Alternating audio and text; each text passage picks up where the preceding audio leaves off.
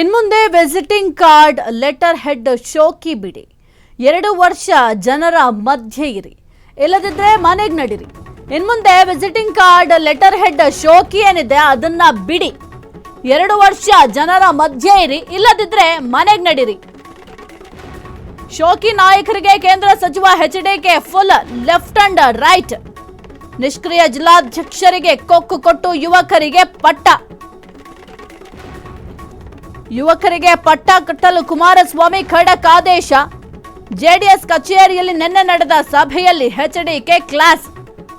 ಹಾಲಿ ಮಾಜಿ ಶಾಸಕರು ಜಿಲ್ಲಾಧ್ಯಕ್ಷರ ಜೊತೆ ನಡೆದ ಸಭೆ. ಹಳೆ ಮೈಸೂರು, ಕಲ್ಯಾಣ, ಮಧ್ಯ ಕರ್ನಾಟಕದವರಿಗೆ ವಾರ್ನ್.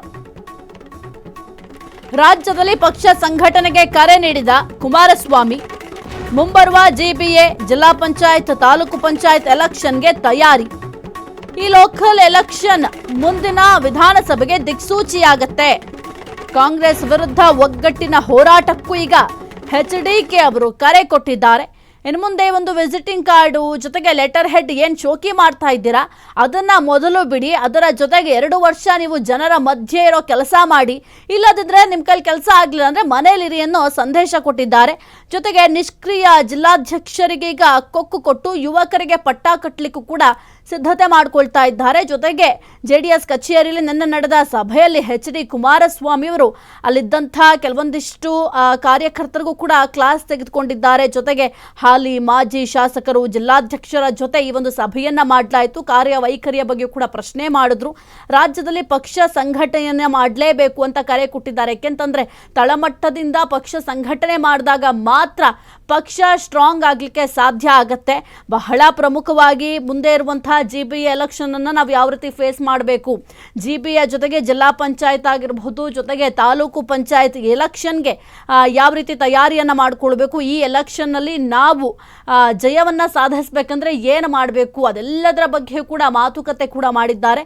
ಅದರ ಜೊತೆಗೆ ಈಗ ನಾವು ಏನಾದರೂ ಜಿಬಿಎ ಮತ್ತೆ ಜಿಲ್ಲಾ ಪಂಚಾಯತ್, ತಾಲೂಕು ಪಂಚಾಯತ್ ಎಲೆಕ್ಷನ್ಗೆ ತಯಾರಿ ನಡೆಸದೆ ಸುಮ್ಮನೆ ಇದ್ರೆ ಮುಂದೆ ಬರುವಂತಹ ಒಂದು ಲೋಕಲ್ ಎಲೆಕ್ಷನ್ ಅಂದ್ರೆ ಮುಂದಿನ ವಿಧಾನಸಭೆಗೆ ಬಹಳ ತೊಂದರೆ ಆಗುತ್ತೆ. ಇನ್ನು 2028ಕ್ಕೆ ನಾವು ಒಂದು ಅಧಿಕಾರದ ಗದ್ದುಗೆ ಇರಬೇಕು ಅಥವಾ ಗೆಲುವನ್ನ ಸಾಧಿಸಬೇಕು ಅಂತಂದ್ರೆ ಜನರೇ ಪ್ರಶ್ನೆ ಮಾಡ್ತಾರೆ. ಜಿಬಿಎ ಎಲೆಕ್ಷನ್ ಅಲ್ಲಿ ಏನೋ ಆಯ್ತು, ಜೊತೆಗೆ ಜಿಲ್ಲಾ ಪಂಚಾಯತ್, ತಾಲೂಕು ಪಂಚಾಯತ್ ಅಲ್ಲಿ ಏನಾಯ್ತು ಅಂತ ಜನರೇ ಪ್ರಶ್ನೆ ಮಾಡ್ತಾರೆ. ಹಾಗಾಗಿ ಈ ಎಲೆಕ್ಷನ್ ಎಲ್ಲಾ ಎಲೆಕ್ಷನ್ಗೂ ಕೂಡ ಸಿದ್ಧತೆಯನ್ನ ಮಾಡಿಕೊಳ್ಳಿ ಅಂತ ಕರೆಯನ್ನು ಕೂಡ ಕೊಟ್ಟಿದ್ದಾರೆ. ಜೊತೆಗೆ ಕಾಂಗ್ರೆಸ್ ವಿರುದ್ಧ ನಾವು ಹೋರಾಟವನ್ನ ಮಾಡಬೇಕು ಅಂತಂದ್ರೆ ನಮ್ಮಲ್ಲಿ ಒಗ್ಗಟ್ಟಿರಬೇಕು. ಒಗ್ಗಟ್ಟಿದ್ರೆ ಮಾತ್ರ ಕಾಂಗ್ರೆಸ್ ಅನ್ನ ಎದುರಿಸಲಿಕ್ಕೆ ಸಾಧ್ಯ ಆಗೋದು. ಹಾಗಾಗಿ ಪ್ರತಿಯೊಬ್ಬರು ಕೂಡ ಒಗ್ಗಟ್ಟಿನಿಂದ ಇರಿ ಎಂಬ ಸಂದೇಶವನ್ನು ಕೂಡ ಎಚ್ಡಿ ಕುಮಾರಸ್ವಾಮಿ ಅವರು ಕೊಟ್ಟಿದ್ದಾರೆ. ಇನ್ನು ಕೇಂದ್ರ ಸಚಿವ ಎಚ್ಡಿ ಕುಮಾರಸ್ವಾಮಿ ಅವರು ಸದ್ಯಕ್ಕೆ ಸಭೆಯನ್ನ ಮಾಡಿ ಸಾಕಷ್ಟು ಒಂದು ಮೆಸೇಜಸ್ ಅನ್ನ ಕೊಟ್ಟಿದ್ದಾರೆ. ಯಾರೆಲ್ಲ ಕೆಲಸಗಳನ್ನ ಮಾಡ್ತಾ ಇಲ್ಲ, ನಿಷ್ಕ್ರಿಯ ಜಿಲ್ಲಾಧ್ಯಕ್ಷರಿದ್ದಾರೆ, ಅವ್ರಿಗೂ ಕೂಡ ಒಂದು ವಾರ್ನಿಂಗ್ ಕೊಟ್ಟಿದ್ದಾರೆ. ನೀವು ಹಿಂಗೆ ಕೆಲಸ ಮಾಡಿದ್ರೆ ನಿಮ್ಮನ್ನ ನಾವು ಪಕ್ಷದಿಂದ ಕೈ ಬಿಡಬೇಕಾಗುತ್ತೆ, ನಿಮ್ಮ ಸ್ಥಾನಕ್ಕೆ ಬೇರೆಯವ್ರನ್ನ ತರಬೇಕಾಗುತ್ತೆ ಅನ್ನೋ ಒಂದು ಎಚ್ಚರಿಕೆಯನ್ನು ಕೂಡ ಕೊಟ್ಟಿದ್ದಾರೆ. ಅದರ ಜೊತೆಗೆ ಯುವಕರಿಗೆ ಪಟ್ಟ ಕಟ್ಟಲಿಕ್ಕೂ ಕೂಡ ಈಗ ಪ್ಲಾನ್ ಮಾಡ್ತಾ ಇದ್ದಾರೆ.